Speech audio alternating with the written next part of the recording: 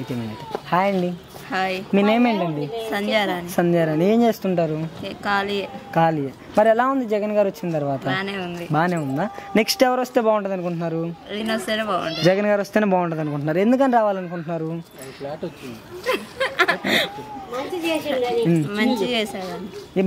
ఏం చేశాడు మంచి? ఇల్లు ఇచ్చాడు. ఇంకేమన్నా పథకాలు వస్తున్నాయా మరి? మాకైతే ఏం ఇప్పుడైతే ఏం లేదు, అదొకటే. అమ్మఒడి ఏం రావట్లేదా? మరి చంద్రబాబు నాయుడు గారు ఉన్నప్పుడు మీకు ఏ విధంగా ఉండేది? ఇలా ఇల్లు ఇవ్వటం ఇలాంటివి జరిగాయా?